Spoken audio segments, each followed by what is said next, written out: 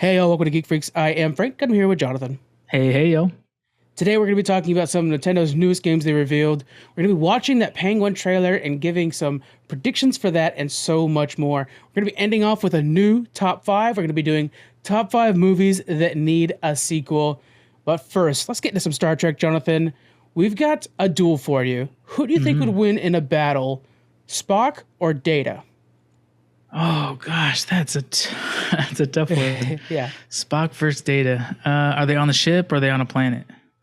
Let's work that out now. I'm assuming that they're both like on the bridge of an Enterprise, not necessarily one of theirs. Oh, jeez.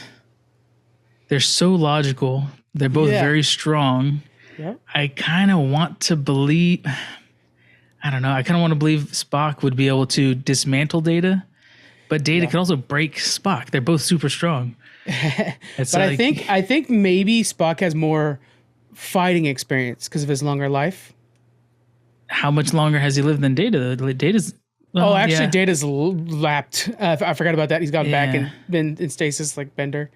So there's that, and he can just upload experience. He doesn't need to actually like live it. So I think Data actually has a pretty good standing on this one. Yeah, Data can do like in the Matrix where he think up a log in and patch into a manual of fighting for Vulcans or something like that. Yeah, I think it's going to tip to Data actually. Yeah. That'd be such a good fight to watch though. I mean, obviously, like we've heard creators say before when they're like, well, would it be, Batman or the Green Lantern? It's like, well, it's whoever we want it to be. We're writing the story. Yeah, exactly. So we make whatever sounds the most fun or, most exciting, whatever. So yeah, you could write this 10 different ways or 100 different ways where either one wins. And it's a very good match, a very close match. But I think in the end, it would probably make more sense to tip to Data. But then that spark of humanity, I think in the end, either one of them would stop before like killing the other. Obviously. No doubt they'd become best friends. That is just a given. That's the part that we don't have to debate about. They'd be best friends by the end. Yeah. Yeah. When we had the poll up online, it was 3-1 for Spock. Everybody thinks Spock's got it easily. Yeah. See, I think Data could convince Spock that it's illogical to fight anyways if he had to get to that point of it, I don't think Spock could necessarily convince Data that because Data when he finds reason, it's with like the most human things. It's the thing about Data is he's teaching humanity, and Spock is weak in that section. Spock is more logical than a human, so he might not find that touchy-feely Data petting a cat in him type of thing. Exactly. Yeah. We could go on this for a while, can't we? I want to see it. Yeah, we got to make it happen. Yeah. All right, let's dive into some of the network updates here. We have Challenge Accepted is doing all three of the shows that are right now. So we have The Boys, House of the Dragon, and we have The Acolyte. There it is. And then we also have The Bear that come out this week. So we're going to be reviewing The Bear, but we're going to review all episodes at once. We did them per episode for Avatar. That almost killed us. So we're not going to do that again. We have a new side quest coming up for the month, and it's going to be focused on a 2-hour interview with Kevin Mellon. Kevin Mellon is the storyboard artist and the director for Archer, Hitmonkey, and so many other things. Jonathan, are you ready for the news? I am ready. Let's go. All right, let's start off with the Nintendo Direct 2024. This is their big summer showcase. Jonathan, you don't have a Switch at all, correct? I do not. I haven't played Nintendo games since N64, I think. And I really think it's something that you and your wife would like. I think a couple of these games would convince you. Yeah, I think honestly, when my son's a few years older, right now he's 3, so once he's old enough to really play handheld games decent, it will definitely get. I mean, he's already on a little tablet, so it won't take long before we get him a Switch. He's already addicted to a little tablet. Exactly, it's hard. And cell phones, yeah. So probably the most exciting game for me is Legend of Zelda: Echoes of Wisdom, and this is one of the first games in a very long time we actually play as Zelda. Link is. Falling into a black hole and you're playing as Zelda. One of my favorite things is watching TikTok videos of women watching this and getting emotional and just so happy because, again, representation for them. And it's like, hell yeah. I mean, I get it sucks that not to play as Link, but look how happy they are. That's so cool, Yeah. Yeah, and that's cool that they can write in. Obviously, they can make it however they want it to be, but I'm sure her character originally didn't have an ability to fight or any of the skills that she's portraying now, but it's like, why not? She's doesn't always have to be the damsel in distress that's being saved. Right. Like, let's put her in the action, and that's cool. I mean, the game can progress with the times, and give the damsel in distress the ability to fight and, be a bigger character in the game. So I think that's cool. That's one of my favorite parts is because in the past when she has been able to fight, it's with a sword as like Link would. She has an alter ego. But in this one, they actually made her feel original and new. She has this new wand where she's able to duplicate anything in the world and then use it again somewhere else as much as she wants. Yeah. So, for example, in the trailer, it shows her duplicating a table and later on creating a staircase with tables so she can get to a platform you couldn't get to before. Yeah. And I love that creativity. I think that's going to get some of the Animal Crossing vibe in there. What do you think? Yeah, that reminds me of some of the tricks you'd have to do when you played Portal. How, it's like, how do you manipulate your environment to your advantage? And you don't know what the creator had intended, so you got to kind of figure it out. And that makes it fun. It makes it, a interesting challenge. Yeah. So that one looks like a good one for me, guys. Again, that's Echoes of Wisdom. One of the best things about Nintendo, it's coming out in a few months, September 26, 2024. They do not announce the games that go too far out. One of the longest ones is this one, and I know you fans thought this should be number one. Metroid Prime 4 Beyond. This is finally Metroid Prime coming back. The key with this one, I don't know if you've seen the footage for it yet, Jonathan, but it looks like it's too powerful for the Switch. So I think they kind of just showed us footage of what Switch 2 can do. It looks good. Man. Yeah. I mean, you think it might be just like the cinematic cutaways that they're showing? Or is that actually? No, they actually show combat of them running behind it. I'm like, that's strong PS4, nearly PS5 quality. The Switch cannot handle that. The Switch is too much of an older machine at this point. So it's very interesting. Switch 2, here we come. There we go. More and more evidence for it. A couple of the quickies that we'll just go over real fast. We got a Mario and Luigi Brothership. It's an RPG with Mario in there. They're bringing back Donkey Kong Country Returns in HD, originally a Wii game. Marvel vs. Capcom Fighting Collection is going to be bringing back a slew of Marvel vs. Capcom games. And so with all of that Capcom fight style that we love in the old days, that's coming back as a collection. And then added to the digital store, two of the games I think that are important is going to be N64 games. First one is Perfect Dark, and the second one is Turok. Just classic N64 right there. That's cool. Yeah. Jonathan, let's get on to our next section here. We have a new teaser for the Penguin series that I think gives a lot more detail and vibe of this show. What did you think? Yeah. I like the kind of darker, gritty, aspect of it. It's on Max, right? That's correct. Yeah. Yeah. And I love that they have that range, I guess, to do kind of the more adult stuff without, it's not going to be on Disney or something like that because they want to be able to tailor more towards the family-friendly child, side of things. But Max has this, access to be able to put in kind of the Punisher and darker Batman kind of stuff, and that's beautiful. So I like that there's a good home for that, and I hope they continue to expand in that field because I think a lot of people want to see that kind of movie now. Yeah, and we learned that it's immediately following the events of the Batman because the city's still flooded. Yeah, and he mentions while they're driving around, like, "Can you see what do you see what this madman has done?" And he definitely is probably referencing Riddler because it was Riddler that did this. But could he be referencing Batman for bringing that element into a city? Because we know that the Penguin's a bad guy to Batman, and if he sees, it's almost like that thing we get with like Lex Luthor, Lex Luthor thinks he's right when he's fighting Superman. That could be the Penguin here. He's like, if we didn't have Batman, we wouldn't have all these problems. Like, he's almost the hero from the underground. And I love that in this series, they should try to paint Batman as the villain to some extent. Yeah. We could see through it, but we should still be seeing it from the perspective of the Penguin. And, he's kind of rallying the city from his view. It's his paid goons and stuff like that, or the lowly, people, but he's pulling them behind him. And from his eyes, the city is on his side to go out and stop the Batman. But, we know in reality, he's just bringing together all the thugs and gangsters and stuff. Yeah, and then they make sure to mention a lot of like famous last names, the Falcones, the Maronis, to the warring factions essentially of Gotham City, and it looks like he's going to be playing both sides, dealing with the next generation of both those families after the events of the Batman. So I'm so sold on this. Like you said, Max is just hitting it out of the park. All of TV is so good right now. Like, I'm watching The Acolyte, and The Acolyte, like, is probably the worst of them all, and it's still solid. But The Boys, House of the Dragon. There's so much good TV right now, and it's almost to detriment of movies. I don't think, a miniseries, streaming is kind of, we know it's really impacted the, film industry in general.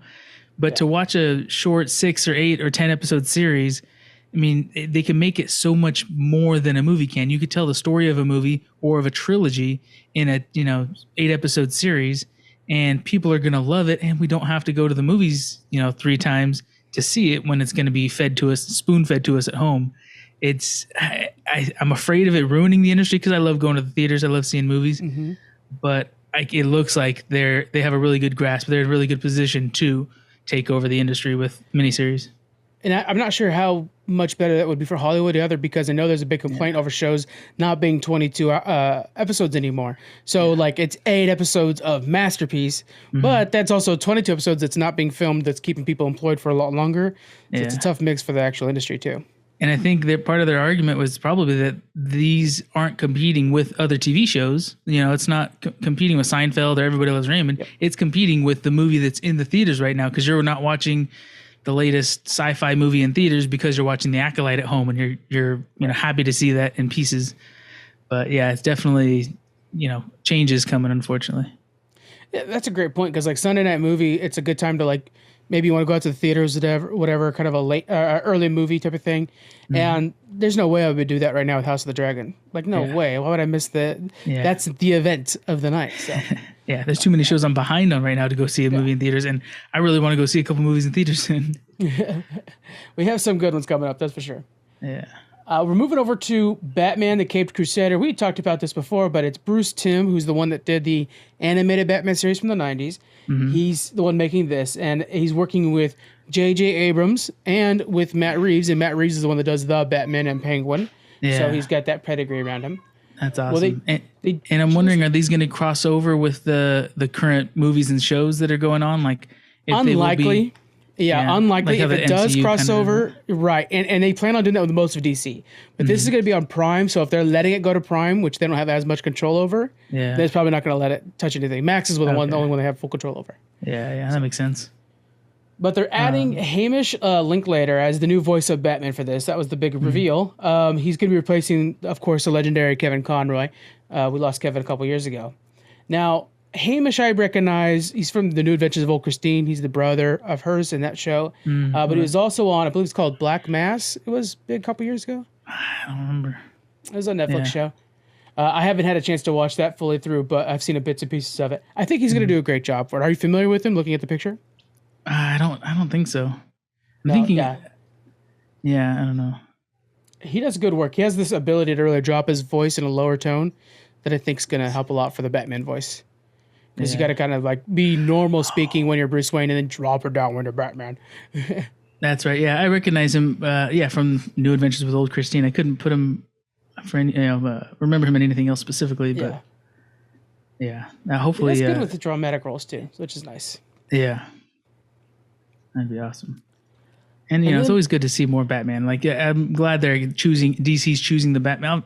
Batman's, I think, their most valuable IP. Superman was huge back in the day, but I don't think it's the one to really expand or lean on so much right now. I am excited for that new Superman coming out, but I think there's so much potential in Batman, so much fandom behind Batman.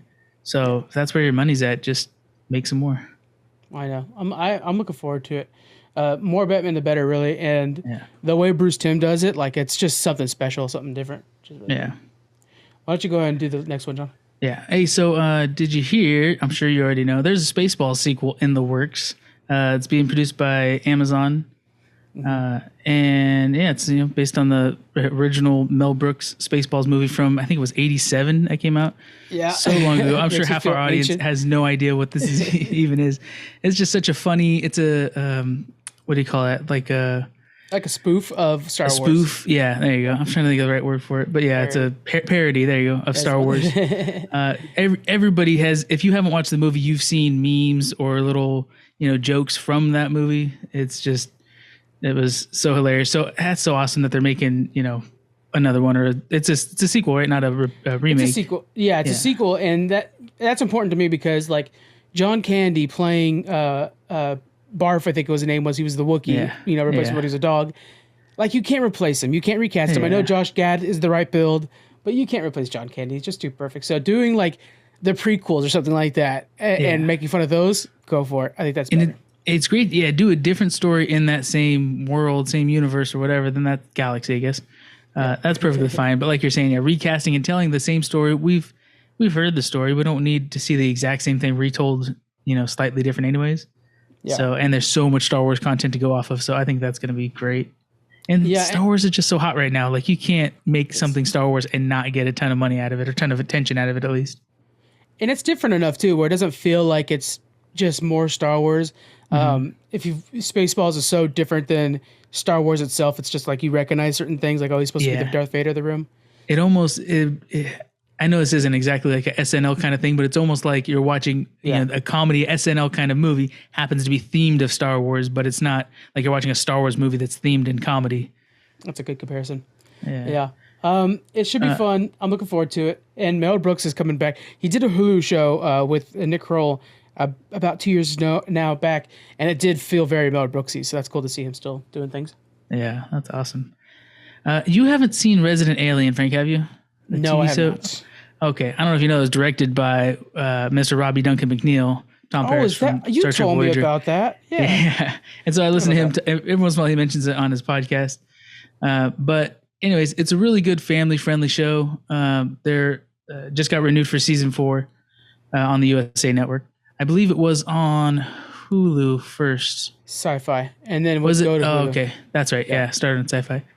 But yeah, it's a fun show. It's all about this pretty much this alien crash lands in I think it's Canada actually, Vancouver, something like that. Crash lands on Earth, and then he has to blend in, with society, and this little kid can see his true identity and stuff like that. And so he's, eventually, at first he's disgusted with humans, and eventually starts to fall in love with humanity and wants to stay and all that stuff. So we've seen it 1,000 times, but it's a very fun version of that story. So yeah, there's another season, season 4, going to be made very soon. What I like about it is the fans that went to the internet to save the show, because Sci-Fi didn't have the budget for it anymore. And they're like, look, somebody take this, and USA Network seems like a good fit. So I do I always love when #save Resident Alien, or in my case, the Orville is trending. That's always nice. Yeah. One other thing I wanted to mention was, have you seen the movie Megan? I haven't. Have you? I have, and I really liked it. Did you? Okay, I'll have to check it out. So we already know that Megan has a sequel in the works coming out around this time next year. So if you haven't seen it at all, Megan is a movie about this company creates android or robots that are meant to be like your friend, your best friend. So you'd get one for your daughter or your kid, and it's a little robot that would just walk around, can help them with their homework, can protect them because it's strong. Mainly a companion, it's best for a single child that doesn't have a sibling or whatever. Yeah. But this one goes haywire, and she starts killing everybody who threatens, this little girl, to some extent, her friend. Anyways, classic 90s, horror action kind of movie vibes. It was a smash success, though. They didn't expect it to do as well as it did. I think it was 180 million or something like that it made. And so really good. They're making a sequel, and now we just heard that there's going to be another sequel / spinoff of it called Soulmate. This one is not going to be a little kid friendly, companion. This is more like an adult companion, or, a love bot kind of thing. Yeah. But likewise, it kind of goes haywire, and, it's going to start killing people, obviously. So that sounds really cool. That premise is pretty cool, because then it kind of adds that element of that movie Her that we watched. Oh, yeah. AI in the phone. So it's like a sad, lonely dude. You assume he's going to be the one that's going to be chased by this bot. There was another movie that came out. I don't remember what it's called, but I remember seeing it, and my wife seeing it. She's like, ew, that's weird. That's gross. But it was a similar thing where it's like these guys were buying these love bots, and they started turning on them. But I wish I really should have looked up the name of that movie before I started that sentence. I think you're thinking of Futurama, and that was Lucy Liu. Bender and Lucy Liu got together. I remember that one too. That was good. Yeah. But yeah, hopefully that's good. I really liked the Megan movie, and it was cheap enough that, you kind of expect it's not going to be, super great writing, but it was pretty darn good writing for those lower budget kind of straight to TV movies that you expected it to be. Yeah. But it was no Sharknado. It wasn't like, oh, thank God, embarrassing how silly it was or anything like that. It was actually, there was a couple cheesy puns, but other than that, it was well done with graphics and all that kind of stuff. So was a good movie. The last real bad horror movie I watched, I forget what it was called, but it had Daenerys Targaryen before she was Daenerys. Oh, So really? she was like, not Emily Clark. She wasn't very famous yet. And something like lightning struck the bones of a dinosaur dig site, and all of a sudden the dinosaurs came to life as like flying bones and stuff. And so I was like, is she straight up fighting like a flying dinosaur, basically a dragon in this thing? And there's like, they're all black and like it worse than claymation, John. It was so bad. That just sounds like a terrible story in the first place. It's one of those things where I was like, there's absolutely nothing else on. What the hell? You know? Why do people think lightning is magical? I'm so confused. Oh, it's such an 80s trope. Yeah. As soon as lightning comes out, it just changes everything. Body swaps and stuff like that. Yeah. Jonathan, let's move into a top 5. All right. Top 5. So before we get started, guys, as a lot of you guys know, the people who've been around for a while now, top 5 is how this entire thing got started. We were doing top 5s of everything. But also, as like many of you know, I hate our first episodes, the good first 50 of them, because we had terrible microphones. And now, obviously, our microphones are far better. Oh, yeah. And so Jonathan and I, what we're going to start doing, this isn't the first one, but what we're eventually going to start doing is redoing those original top 5s. We're going to do them live and in person like we did before, but with far better microphones. It should be a lot of fun. The first one of those will be out probably the first week of July. So we're excited to have those back, and that will replace the very first episode of Geek Freaks with a disclaimer, and we'll kind of cut up a little bit at the old episode so you can kind of get a mix of the new and the old too. It should be good. I know that we've done polls in Discord before, and you guys have said not to do this, but Too bad. at a certain point, I can't stand the way those old episodes sound. They're so robotic. It's bad. Yeah. But let's get some top 5 ins now. We're going to do top 5 90s movies that need a sequel. Yeah. What was the criteria of your list? What were you thinking? So honestly, I just had to Google because I couldn't think off the top of my head. I just had to Google some of the better 90s movies, and I'm going through the list, and I was trying to pick ones that didn't already have a sequel, or at least a sequel that I knew of, because there might have been some, no budget indie sequel that somebody made. But yeah, mostly movies that didn't have a sequel, and that I think, especially a couple of them, that I think could be done so much better today versus how they were back then, either in technology or based on how our society's changed so dramatically in 30 years. Yeah. Mine was where I thought that it would be a lot to explore with another story in that same world. Yeah. And so I was like, okay, I would like to see what happens if you change this up about this story or anything. And then, of course, like, the better graphics is just going to make everything a lot better. Yeah, for sure. So we don't have a judge. So instead of like competing on making this, a true top 5 list, do you want to just talk about our 5s? And we could try to narrow it down together, but it's hard to compete when you don't have a judge. Well, yeah, we'll talk about our 5s, and then we're going to put them all online for a poll. Oh, there you go. You're so smart. We don't need a judge. We got a community. Yeah, so you guys can go on there, and then I will remember to announce the winners next week. God. We got a community that's happy to judge us without being cued. Yeah. We're gonna do it mostly through. I'll just say it now so I can remember it for editing wise. We're gonna do it mostly through Instagram stories and Threads. So join us with that, and we'll do Twitter too. What the hell? What the hell? Some of you guys are still there. All right. So I'm gonna start with mine, Jonathan. I'm gonna start with my number 5, The Mummy. Now, The Mummy does have a sequel, and it has a spinoff with the Scorpion King. Yeah. But man, I want to explore that world more. The one that that always comes to mind for me too is the Scorpion King. For some reason, I'd seen The Mummy several times, and it was a killer movie. And it just like, it's the last flavor that's left in your mouth. The Scorpion King, the CGI, how bad it was, and everything. It just burned into my brain as that's what The Mummy is. But I know The Mummy had very good movies with also pretty rough CGI, but good movies prior to that. Not terrible, not as bad as the Scorpion Kings actually, and it came out before.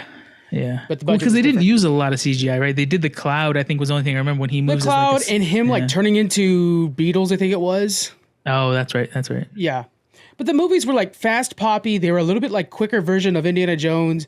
Yes. They embraced their female leads a lot better than Indy did, and Brendan Fraser could be, getting ready for a new era of mummy hunters or whatever the hell it is. They're good movies. I just can't remember exactly the premise. I know they were fighting a mummy. Yeah. What is your number 5? All right. My number 5. So mine are all very close to me. It's hard to put them in order, but either way. Do you remember the movie Enemy of the State? with Will Smith. Yeah, Will Smith. Yeah. Such a good movie. I don't know why. That was one of my like favorite 90s movies, I think. And the little bit of technology they had back in the 90s that felt like, oh my God, this is the future.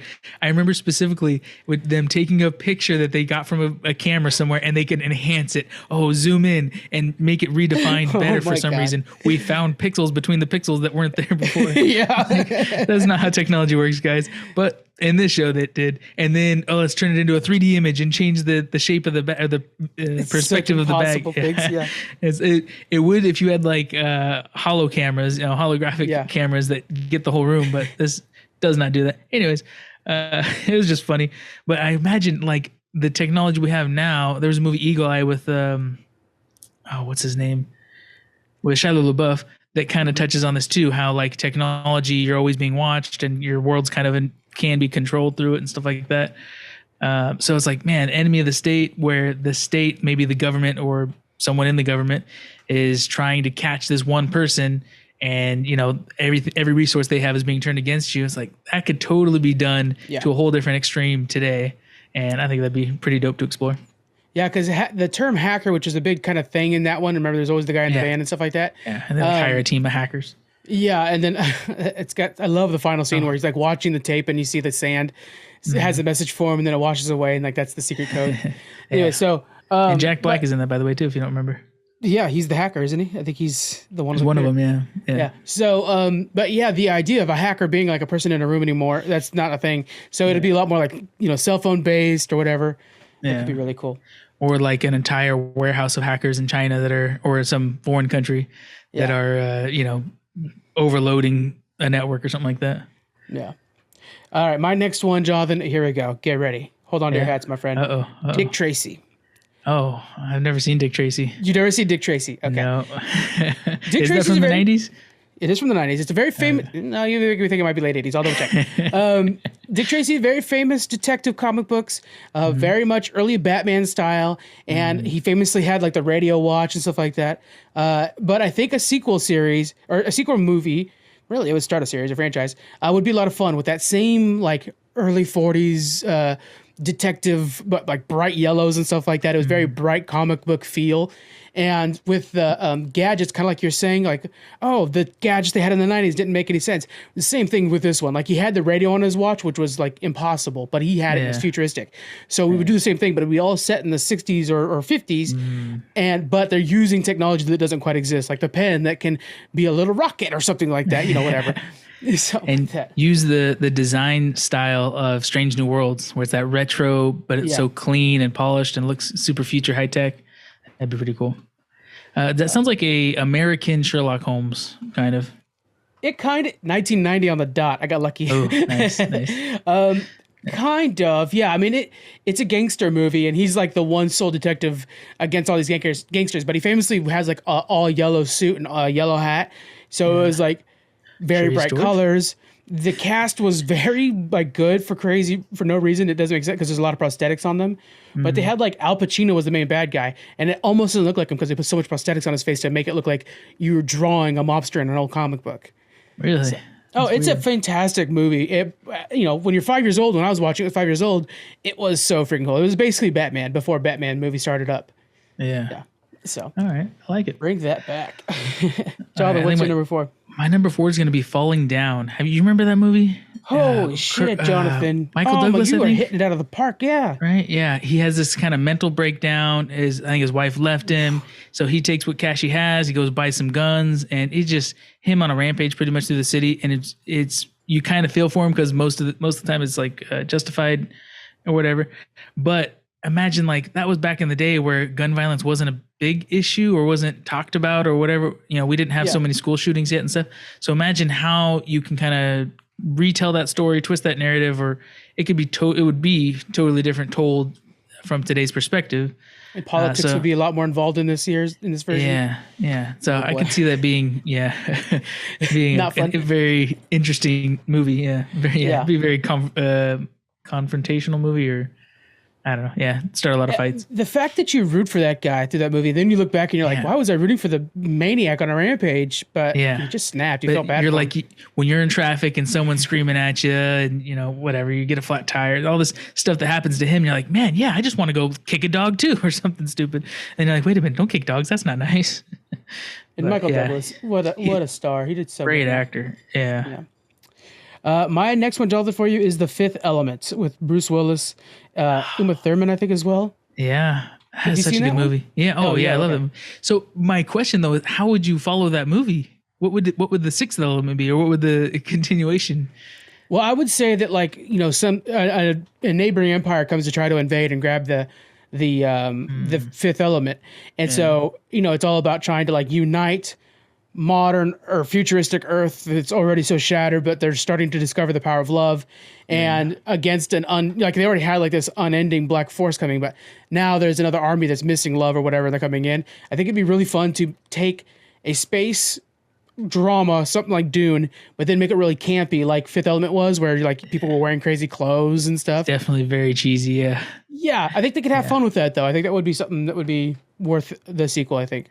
Yeah, I think that would do good. I mean, Snowpiercer, it was very cheesy, and then they went ahead and people liked it so much they made a series after it, right? I think it was canceled a little short, but they had a lot of fans. It had a couple of seasons. Yeah. Oh, okay. Yeah. But I think the same kind of fan base would follow this too, for sure.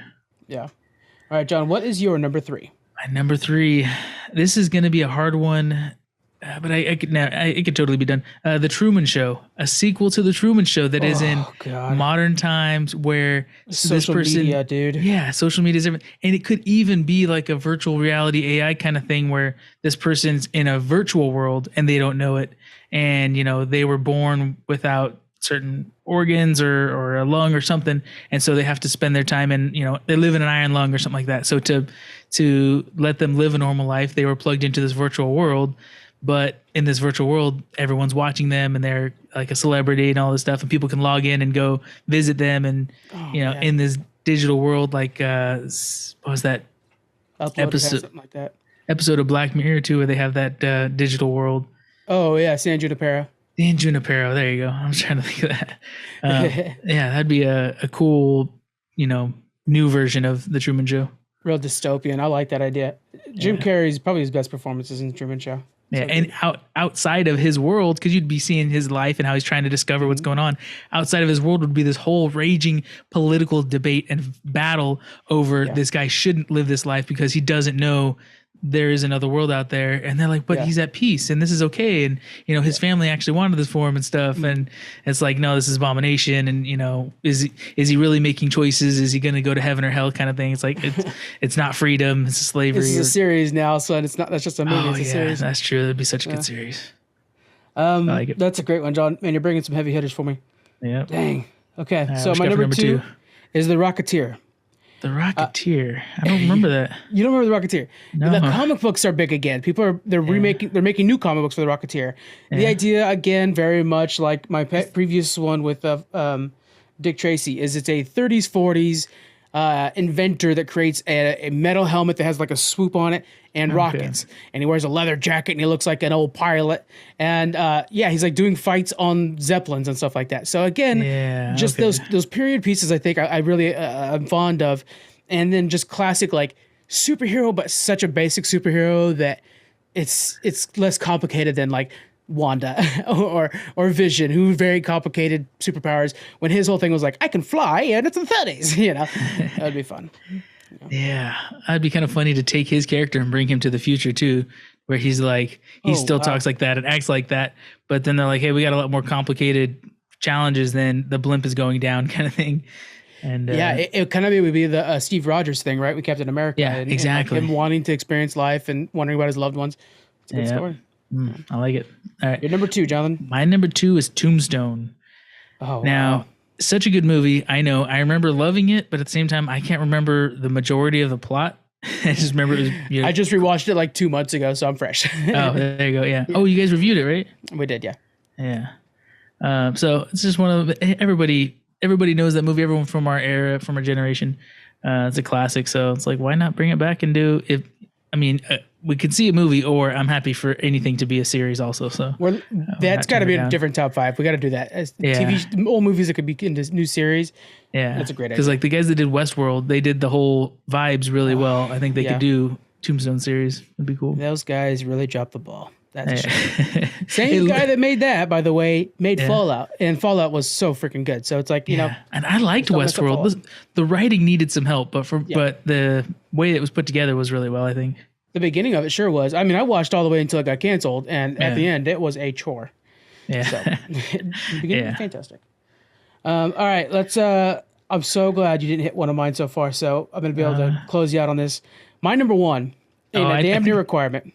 I think I know what it is. Okay. I'm going to count down. Let's count down from 3 and see what it is. Okay. 3, 2, 1, Galaxy Quest. Oh, okay, never mind. I was gonna say Shawshank Redemption. Ooh, no, I don't want to. List. That's the thing is like Galaxy Quest. I could see a sequel story in that, and the fact that like now you do Next Generation. You know, we already had that version of it. Let's do Next Gen, where the fandom's a little bit bigger and a little bit more complicated, and I just think it'd be a blast. And then you could tie in like streaming services all of a sudden, like, oh wow, there's so many streaming services. Jordy went off and had his own show or whatever, and it could be really complicated. And this one's doing stuff on social media. He's got a podcast where he talks smack about us, and now he's famous from it. But we need him to come back for the show. Like, there's so many things you could do with Galaxy Quest, and the fact that there's just like some other random aliens out there. The aliens from Galaxy Quest, which Dwight was one of them, by the way, were delightful. I love the way they talked. Who is later on Star Trek shorts, I think, during the pandemic, He's Mud, Rainn Wilson, but Galaxy Quest is my number one for sure. No doubt. Yeah, that's a great one, though. I don't know why I didn't think of that. That wasn't on my list. Now, I have cheated a little bit because they are actually making a movie for Galaxy Quest, but I don't think it's a sequel. I think it's a new Galaxy Quest, or it might be a series. There's some new Galaxy Quest coming. I'll watch it, but I'll be hesitant. I'll be nervous. We will be extra picky on that one. Right, judgmental for sure. All right, my number one, and I love this movie so much, and I think it is way overdue for a remake. Would be great because of the timing, how old it is, but definitely a sequel can totally be done. Is Waterworld. Oh God, I love it. At the end of Waterworld, they find dry land, but okay, that could be the beginning of an entire new chapter where they're on dry land building a civilization, and yet you still got those greasers that are trying to come by, or oilers, whatever they're called, who want to raid your dry land, and they're gonna rip all the trees out of the ground and use them, burn them, whatever, and then they're gonna leave it to bare land again. So you have to fight them off. You got to prepare your land to defend from the sea. It'd be such a good movie. What if it's like 20 years in the future? The battle's been going on for a long time, and now there are like a small roaming tribe of 5 or 6 of the people with gills on their side, like Kevin Costner was, and they're needing safety, and they find this place, and the people offer them safety on land, showing them their way of life, kind of a reversal of how Waterworld was, where he was showing her his way of life. That's, when you're this much of the future, you can kind of like, oh, look, this is what it's like now. That's cool, man. I like Waterworld. It's so funny, like that movie, we all know it was a dud. You and me both love it. But I always see on TikTok people happy to go to the Waterworld show in Universal Studios. That thing's still around, and it's still a huge hit. Going. So crazy. Yeah.